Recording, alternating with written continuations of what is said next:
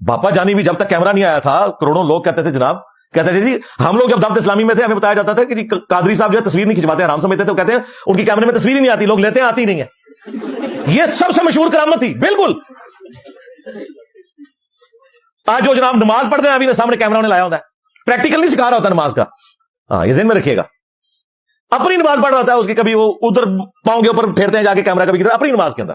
ایک تو ہے نا کہ پریکٹیکل تو ایک دفعہ بندے نے ریکارڈ کروانا ہوتا ہے نا، ہر نماز میں کیمرہ لے کے پہنچے ہوتے ہیں، 3 نسلیں لے کے اپنی ساتھ بیٹھا ہوتا ہے وہ. اور کہتے ہیں نہیں بابا جانی نے جوانی میں ایک کوئی اندھا تھا تو اس کے ہاتھ پھیرا، اس کی آنکھیں آ گئی. خود بھی اینک لگائی ہوئی ہے، اپنے پوتے معاویہ کو اتنی موٹی اینک لگی ہوئی ہے، پھر نہ ہاتھ. کہتے ہیں جی میں کرسی میز کے اوپر پہلے بیٹھ کے کھانا نہیں کھاتا تھا، لیکن ڈاکٹروں نے اب کہا ہے کہ آپ کرسی میز پہ بیٹھا کریں کیونکہ گھٹنوں کی درد کا مسئلہ ہے. ہاں وہ کہتے ہیں پہلے میں نہیں بیٹھتا تھا، ڈاکٹروں نے مجھے کہا، پھر میں نے مفتی صاحب سے مشورہ کیا تو مفتی صاحب نے بھی یہ مشورہ دیا. مفتی صاحب نے یہ مشورہ نہیں دیا کہ باپا جانی گھٹنوں پہ ہاتھ رکھ کے پڑھے دادا صاحب کی گھوڑی.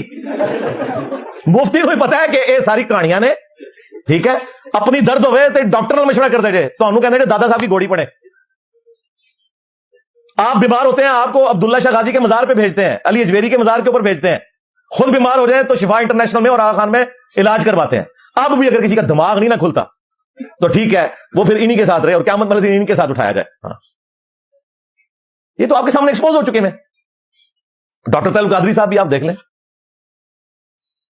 جی، کبھی کہتے ہیں جی میں 20 سال تک، کبھی کہتے ہیں میں 30 سال تک روحانی طور پہ جو ہے پڑھتا رہا. امام حنیفہ سے